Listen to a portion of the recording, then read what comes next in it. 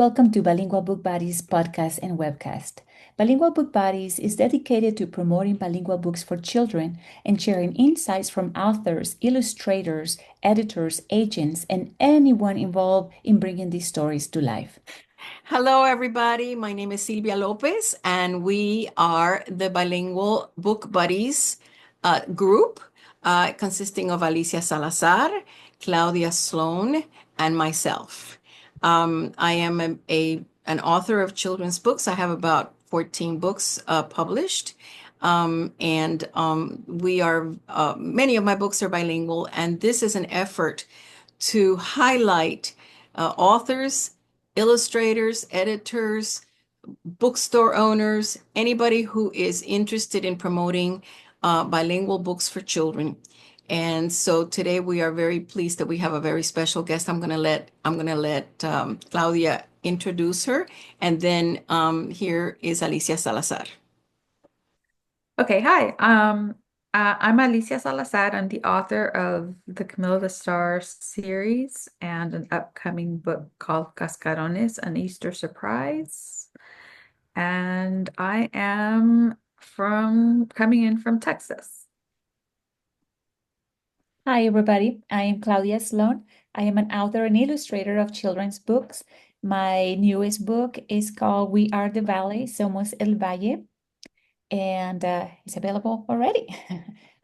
Today, I have the honor and pleasure to introduce our guest, Mariana Llanos. Mariana Llanos is a children's book writer, poet, and translator.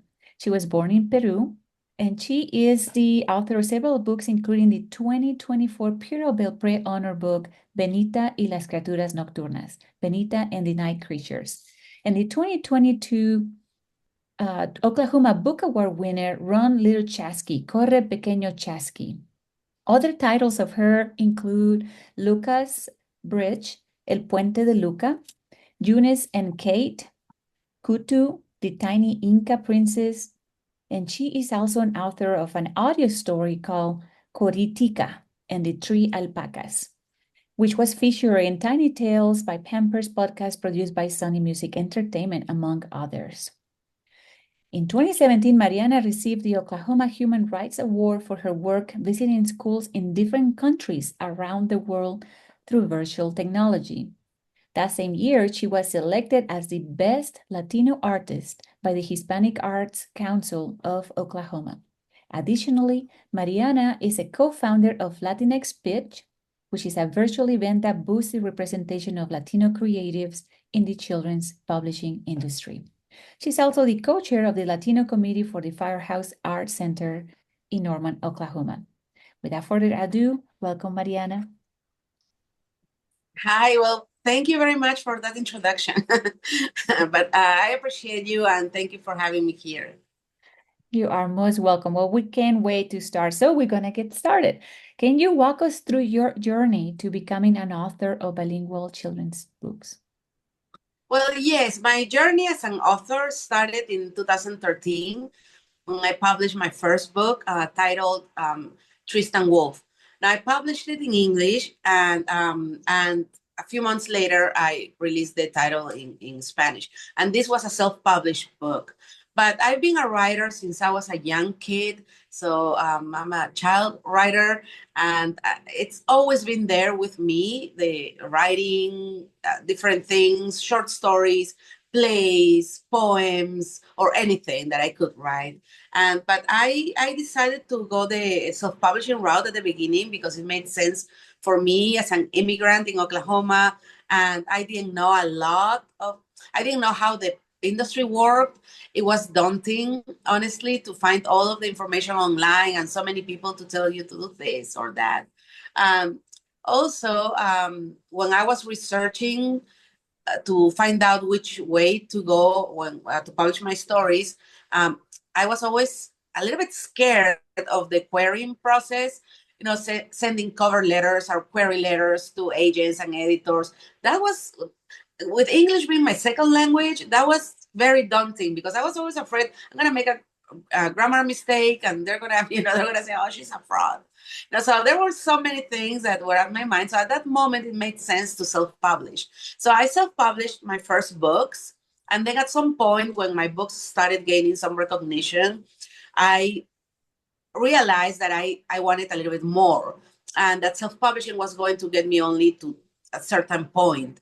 And that's when I started researching agents and publishers. But also I had joined the SCBWI, and I connected with other authors, and changing information, exchanging information, learning from one another is what made me think, okay, maybe I can write a query letter and not make it too bad, you know. So that's what happened in, I don't remember what year, but I sent a query letter for Lucas Bridge, El Puente de Luca, actually, to many different publishers. Received a lot of rejections until one small press took a chance on me, and they said, we love this story, we think it's poetry, and we want to publish it. And that book went to become 2020 ALSC notable title. And then from there I haven't stopped, and I found an agent, and I've been publishing. So I'm 15 books now, I think. Yes.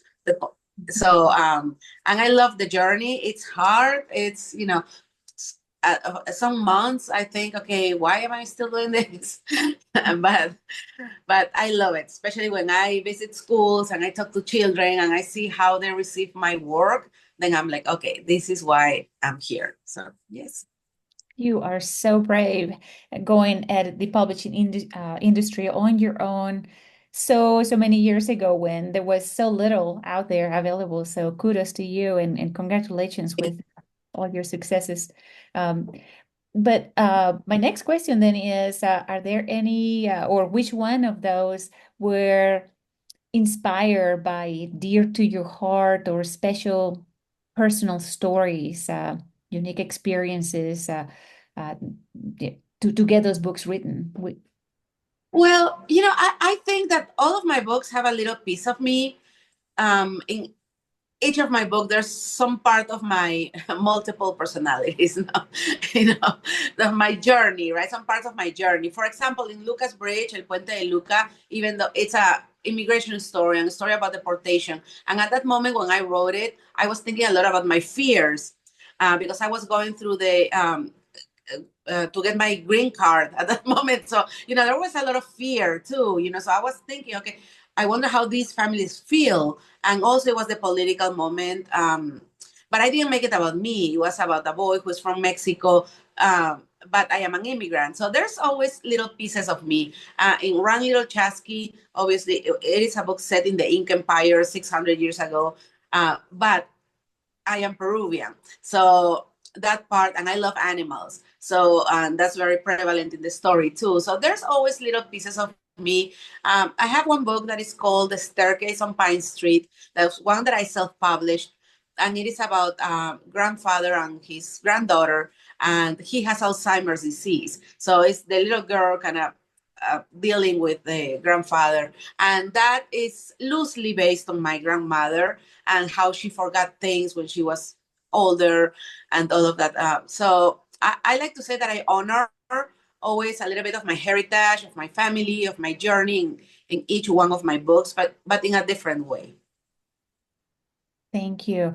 And I can tell when I was reading Little Chaski, I could tell that was obviously from your history, from living in Peru, and I didn't know much about your immigration stories as far as Lucas Bridge goes, but I enjoy your author note in there, and I really feel like a lot of families could relate to that during those times when, you know, the whole Dreamers movement and so forth, and well, even today's, I think it's going to be relevant for many years to come.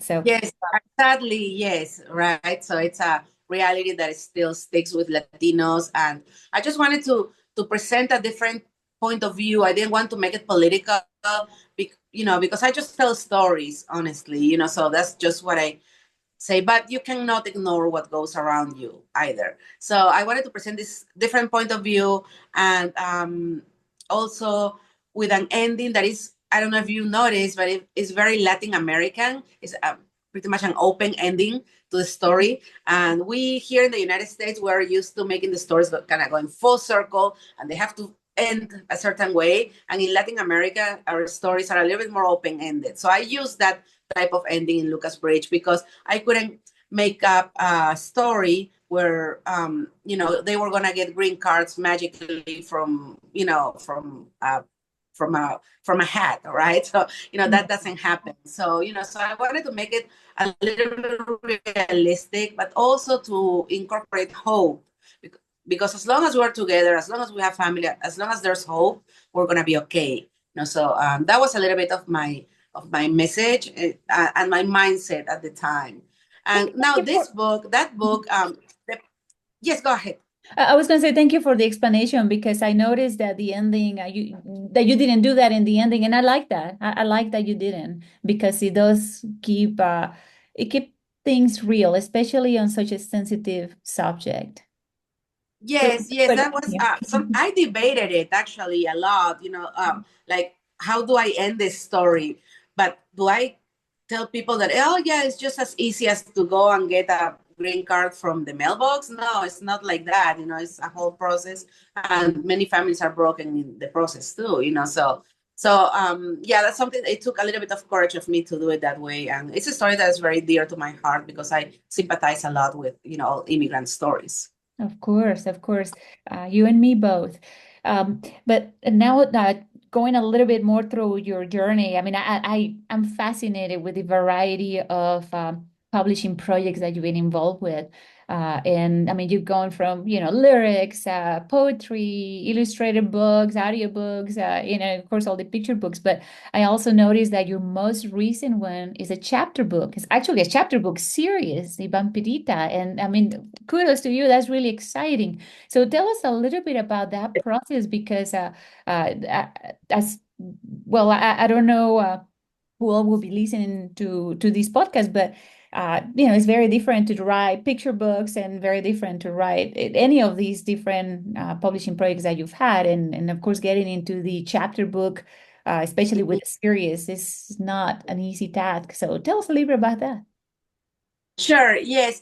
Like you said, it's not an easy task, but the way I see it is a way to keep my sanity. I write stories to be sane, so, and I always have so many ideas. I used to consider myself a writer, but I think as the years go by, I consider myself a creative person. I have to create. And it goes usually more in the form of writing, because that's what I most, I think my skills, I think, go more that way. So, but I like creating in general. So I also draw, I paint, whatever I can get my hands into, and I have time. If I have time, I will do it.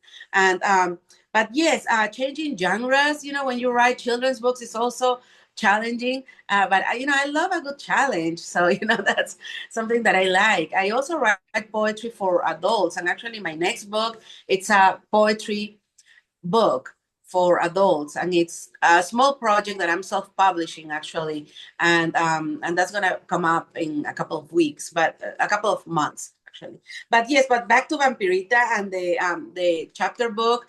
This is a chapter book series, so it's gonna be 2 more books of this one, and I also have another chapter book series coming up probably next year. I'm not really sure, and it is challenging, but I like it because you can explain more. You can have a story, you can tell different angles of a story. So it's super fun to write different genres. It keeps it entertaining too, so you change, you do different things. So it just keeps things alive for me. That's amazing. And also, this publishing industry, you know that because you're here, is so slow that you lose your mind waiting, so I'm not going to lose my mind. I'm going to write more. So that's where since I'm waiting and waiting and waiting, on the other side, I'm writing and writing and writing. Great. That sounds wonderful. Well, that was a very well answered question. Vampirita is all in Spanish, Mariana. The version that I have is all in Spanish. Is it also in English as well, or no? Yes? Yes, it is in English as Vampirita and the Angry Mob. Okay. And and also in Spanish. Now, the English version has some Spanish in it. So Okay. has some Spanish sprinkled with a glossary at the end and some, Okay. like context clues. So Yes. readers who don't, speak Spanish can understand it in context. But the Spanish version is, like you saw that it's only Spanish. And I wrote both too. So, which is, That's always wonderful. I That's love great. doing that. Yes. Yes, I've seen a lot of the traditional chapter books written by, traditional American authors, and they get translated into Spanish. But it's wonderful that we have a Spanish-speaking author that will write a chapter book in both. And it's unusual, and I think it's wonderful. And just the fact that it's a little bit of a monster book and all that, I mean, that's just so appealing. So, Yes. Claudia, did you want to add anything to that question or? Oh, I that- was just gonna say Okay.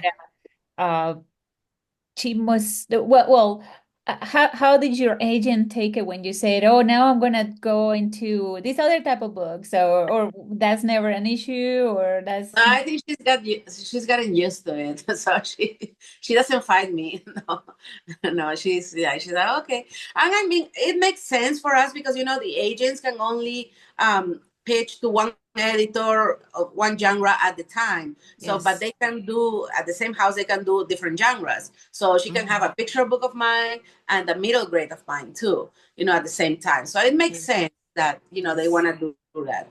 And for me, that I am a prolific writer. I want an agent who's gonna do that for me because we also have to remember the agents they work for us too. So it's a symbiotic relationship. Obviously, we help each other, but they have to represent our best interest. And if I am a writer who writes in different genres, I want an agent who is gonna recognize that And feel comfortable. Yes, of course. That's Yeah. Yes. excellent. Excellent. Excellent. Yeah.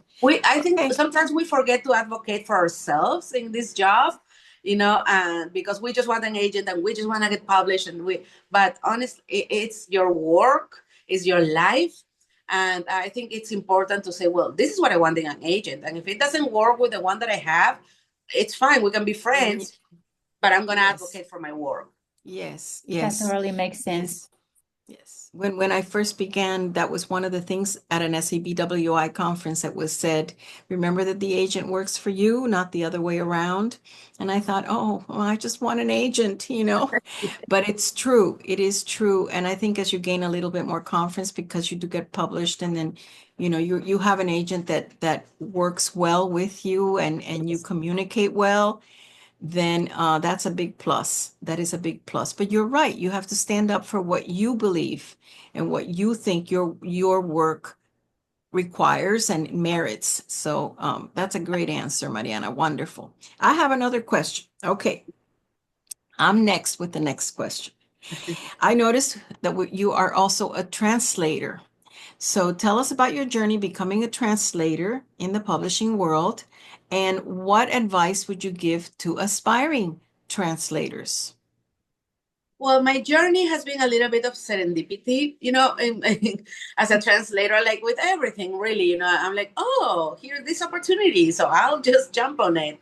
And well, I've been translating my own books from the beginning, and I would, instead of calling it translating, I've always called it rewriting because it's not the same to write in English and in Spanish, No. so you have to rewrite the book. So I've been doing that for a while, and since I met a lot of people in the independent indie publishers, I help them proofreading and doing some copy editing and some translation. Not a lot, but it was a few years ago. I think it's when this door opened for me with Beach Lane Books when they asked me to translate Melissa Stewart's 14 Monkeys, and which is an amazing book, and it is set in the jungle of Peru, and so I was like, yes, of course. And I started working with them. And also at the same time, my friend Sara Fajardo was also a Peruvian author, and her book is coming out this year. Yes, 2025. Yes, this year. And Paca Paca con la Papa. She is a Peruvian author, but she wanted someone to translate it into Spanish. So she presented me with her publishers, and I've translated her book too.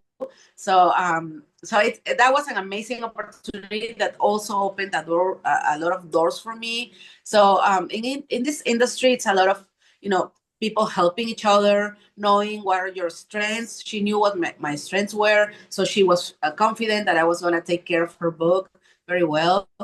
Then also Lawrence Schimmel, who is a translator of a lot of books, and he's also given me a hand several times when he has some projects, and he's, Mariana, you want to do this? So yes, so it's about, opening doors. At the same time, I open doors for others, right? So because it is like that. You help one person, then you give the hand to another person.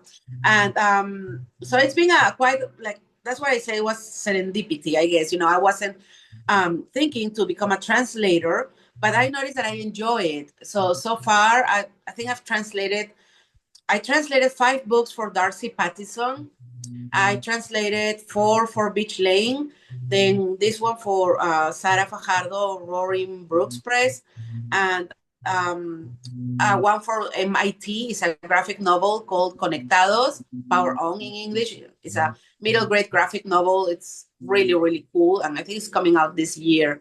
And and also I'm working with North South, and I've translated a couple of books, Hermanas Llueva o Truene, Sisters Rain or Shine, and Selma, I can't remember the name, Selma the Spider, something like that. And so I'm working with them, and I also work on proofreading with some publishing houses, doing proofreading and copy editing for their Spanish editions. So, I'm just blessed, I guess, that they trust me with their work. They trust what I do. I put a lot of work into it. I do a lot of research. I always break out the readers, because my eyes get really tired. But I always try to make sure that I'm doing this job with love, with dedication, and making sure to convey what the author is trying to say in that book. So I just love it. And for any people who want to be translators, who are budding translators, just tell them to keep at it. And there's no one way to break into the industry, I guess. Some people study many years to be a translator. Yes. I didn't study to be a translator, honestly, but I think I have the skill set to do it. And so, there are many ways to go at it. So start with smaller projects and, work your way up. Yeah, I'm very glad that you touched upon that, because I think that sometimes you will find some publishers who will say, oh, no, but we have our own certified, bona fide, with a lot of credentials, translators to do this work. And so I'm glad that you said that. I think editors are realizing that many of us who are bilingual writers, it truly means bilingual. It means Yes. that we can navigate both languages well. And like all people who write, and I mean, I'm a librarian, so I'm even more, you look for help. It doesn't, you look for people who will go over what you wrote in English and in Spanish. And then they will give you, people who may know a little bit more about each of the languages, and just give you a hand in And different also, circumstances. there's regions too. If a book is set in Mexico, but I bet it's different that it is set in the DF or is set in Tijuana, for example. So there's all of these other things that you need to be aware of. I always look for that, because I am from Peru. I am from the coast, and whenever I translate, I'm very careful to make sure that the material I'm translating is accurate. Correct. With the context of the story too. That's even sensitivity readers. There's sensitivity readers, even having nothing to do with Spanish or English, just the theme. And so sensitivity readers have a lot of work, because editors will reach out to them to make sure that whatever is in the book is correct according to to what the person wants to convey and what the reader is going to get out of it. Wonderful. Yes, I'm doing some sensitivity reading as well. I did for okay.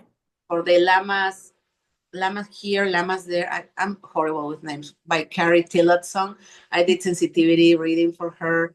And I've done a couple of people. I'm working on an adult novel now for a person. So yeah, so those are, since I love reading and I love giving my opinion, it's a good combination. I want you in one of my critique groups, Mariana. Yes. And talking about that, I just wanted to put a plug for critique groups. That's where if you're a bilingual writer or writing bilingual books, you would probably benefit from having a book that is, I'm sorry, a critique group that has bilingual writers as well. So that way you at the very least have a few more eyes in there looking at Yes, work. it helps. It helps a lot. It helps. It Okay. does, yes. That's my All right, experience. I have a question about Benita y las criaturas nocturnas. It received the Pura Belpré honor, and congratulations, that's wonderful. Thank you. I know. I'm just so excited about that. And can you tell us a little bit about it and the creative process and about that award in particular? For those who don't know about this award, tell us. Well, here it is. This is Benita and the Night Creatures in English, Benita y las criaturas nocturnas en español. And Yes. that one, yes, with the medals there. Yeah. Yes, I love seeing the medals there. It also got the Oklahoma Book Award as well. So it's been a book that is being very, very well received. And it's just a fun book. It's a short book. It's fun. It's fast. But the message is super strong. And so I think that's why readers really, really like it. And I actually do a lot of school visits with it. And I visited school yesterday with this book, and the kids were fascinated. The parents were too. Also because I have acting skills as well. So this book allows me to enact all the creatures, and people just have a fun time with that. But it's a fun book that started as a silly idea. I was walking by a Halloween store with my daughter. She was probably 4 or 5. And we saw a monster on one of those Halloween monsters on the window. And she said, boo. And I said, salud. That's bless you in Spanish. And that's when I had the idea of someone that is so busy that the monsters come and they say, boo. And, she salute, bless you, whatever. She doesn't even pay attention. And then I thought, okay, what could this character be doing? That she's so enthralled that she's not paying attention. And then I thought, oh, reading, because that's me. And that was me when I was little too, when I was young. And then all of these other aspects starting to come in this small story, because even though it's a short story with few words, there's so many layers that you can peel from there, and so many sources of inspiration too. And one that I like to tell about is something that I also said when I received this award, the Pura Belpré honor, that when I was a little girl in Peru, and I used to read books all the time. I was such a big reader. But Peru in those times, in the 80s, was going through really difficult, violent times. There was terrorism. Both of my parents were journalists. So they were always, at the forefront of all of the things that were happening. The news were scary. The things that my parents talked at home was scary. Everything was scary. So I was just a tiny little girl absorbing all of this information. And the only place where I could find some peace and the promise of a better future was in books. So for me, books are shelter, are escape, are hopes, right? That there's something better. There's better people. There's imagination. I can make the world a better place. And when I was a little girl, I would always thought to myself, I'm going to make the world a better place. I'm going to change the world. I just didn't know how. And I want to believe that my books do change the world, maybe a tiny fraction, like a grain of salt, but they do something to make it a place that is more peaceful and full of empathy. That is, what we want. Yeah, I think that comes through. Absolutely. Bilingual books are becoming more available, but nowhere near as available as books in English. I think I read some statistics, 3,600 children's books are published a year. And of those, I think there's 70 Latino authors that publish bilingual books, and nowhere as near as it should be.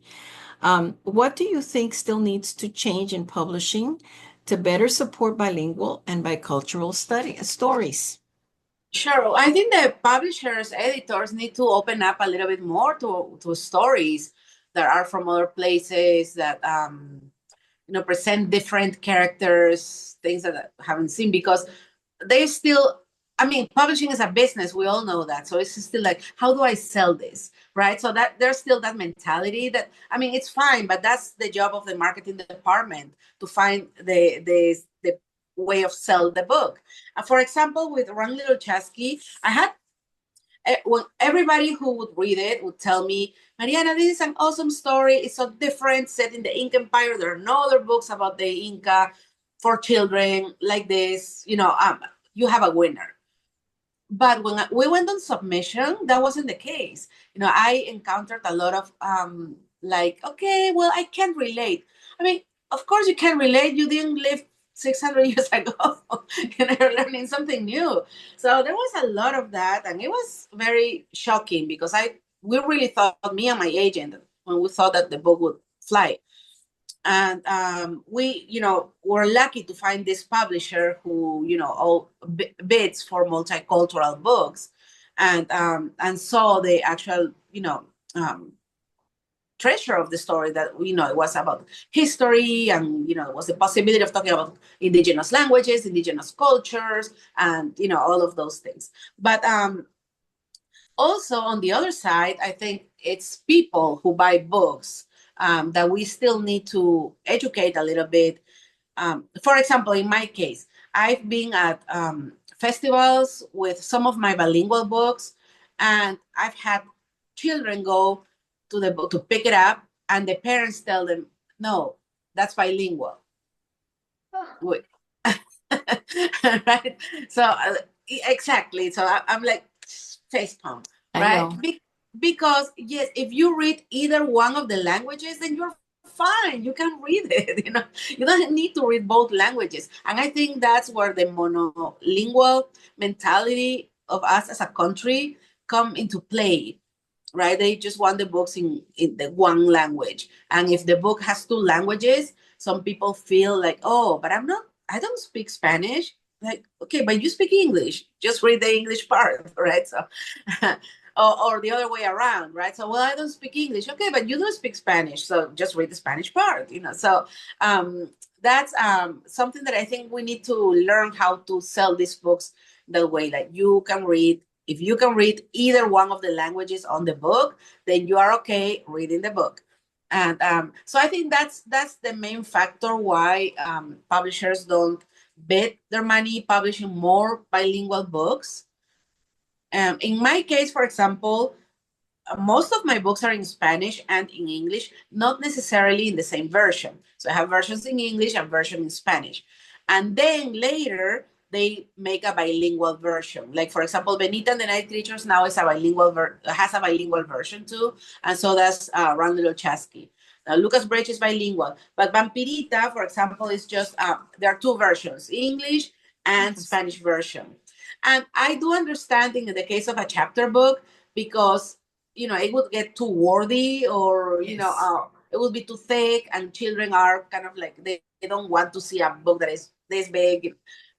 So I think that makes sense. But with picture books, I think it can be way more bilingual books. Not only in Spanish, English and French, English and Chinese. I don't know. We can learn any other languages, just exposure to the languages, what is wonderful. Yes, and children do pick it up very fast. And, that's what was a very interesting comment that you made about the festivals. I wonder, I mean, I know you're in Oklahoma, so you're in an area that may not have as many Hispanics living in that area, but have you found that, just aside from the question, have you found that in festivals, more in festivals in areas that do not have Hispanics, or let's say a diverse population, because it could be any ethnic group, but have you found that type of comment more so, or does it even extend to areas like the Southwest or Florida that have a lot of Hispanic families? I don't know if you'd find that kind of a comment, but we don't realize that not every place has that large It's number of welcoming. Hispanics. Yeah. Yes, So and it's welcoming. Well, in Oklahoma, there is a large Hispanic population, but I would say that it's very segregated, so uh-huh. people keep their distance. That's Right. something I've noticed with the years. There are a lot of, lately, especially in the latest years, there's a lot of festivals, Hispanic festivals, festivales, Dia de los Muertos, I don't know, a lot of things, different things, but you can always find the same people, so maybe it takes a little bit more time Yeah. for other people to get used to Acclimate it, and and exactly, accept. and accept. Yes. So I think here we're going through a process where Oklahoma is becoming a little bit more diverse. We've had a large migration from people from other states, like California, like the more progressive states. So there's a lot of people who have moved here, and they bring diversity too. They're used to Of it. course. Of course. And so I've seen that change a little bit. They are used to going to, all sort of festivals and things like that. Yeah. So, I'm hopeful for the future here in Oklahoma Yeah. about that. Well, But I think that brings a point, Mariana. I think that's exactly the point of making bilingual books for young children, exactly, because it introduces them to the culture of someone else and to words in a language that is not the one they speak at home. And so it makes them more comfortable when they actually meet a live person, not a character, a live person who is like the character in the book that they are holding in their hands. And so that's one of the points of bilingual books for children, picture books, easy readers, chapter books. That is the crucial point of making children familiar and comfortable, and then extending to their families with diversity. And I think that makes a great point for bilingual books. So yeah, I couldn't agree more. When I get the comments, for example, in Vampirita, in the first page, there's a moment where she says the towers with swarming murciélagos, right? She's mixing words because that's how bilingual homes speak, So right. and then there's a little bit of Spanish from the mom, and I've had adults tell me, "Oh, but I don't speak Spanish." I'm like, it's just a phrase, so it's not the whole book. But children usually don't have that. No, they don't care. They don't care. They No, go right no, through. exactly. Yes, it's great. Yeah. Okay, so I'll Yes. pass it over to Alicia. Thank you, Mariana. Those were wonderful answers to these questions. And I'll pass it over to Alicia, who has the next question. Okay, here we go. Your most recent books have a scary theme versus your earlier ones that emphasize Inca culture and being away from home, as in Lucas Bridge. Can you tell us how or why you decided to focus on these themes in your writing? Well, it's actually happened that way because I still have a lot of other stories. What I would say is that they sell better than the stories that are focused in history, in culture. It seems like they are harder to sell. That's sad because I do have a lot. I am a proud nerd. I love history. I love books. I love researching, and yeah, but those stories are a hard sell. That's the problem. And mostly publishers want what is more commercial, that is going to be the monsters, the creatures, which I love. I love fantasy. So, so I love writing about that. But I think there's room for other stories as well. Mm-hmm. Yes, and as a former teacher, I can tell you that kids love scary books. Yes. Their eyes open like this. Yes, immediately. They say, turn off the lights. Oh, yes. It's wonderful. Yeah, they love this.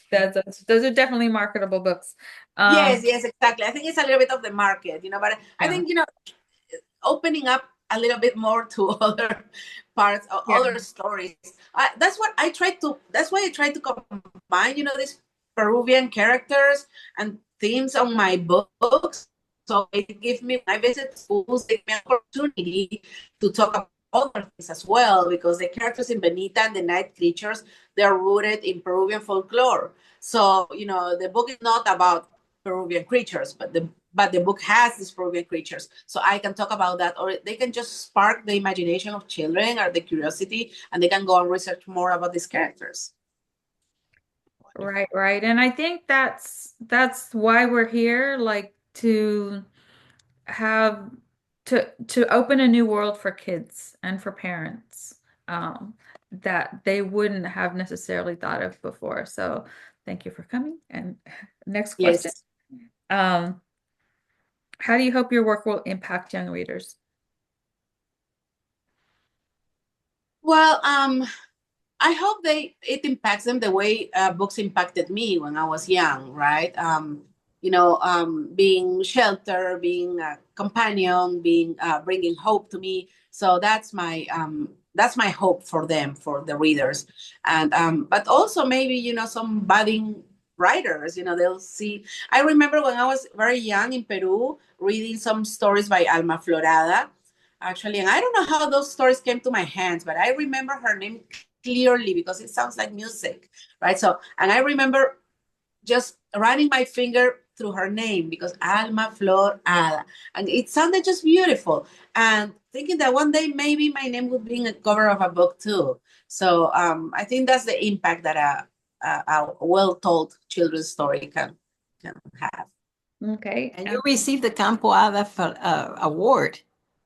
So that's how Yes, things come yes. around, I got to meet, life. I got to meet Alma Flor. Yes. That was amazing. And I told her, and it made sense because she actually taught in Peru several years. So, during the times when I was young, probably. So I don't know how.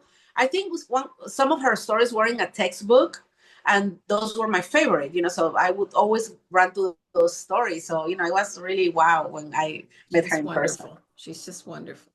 She is, yes. This episode will be continued. Thank you. Este episodio continuará. Gracias.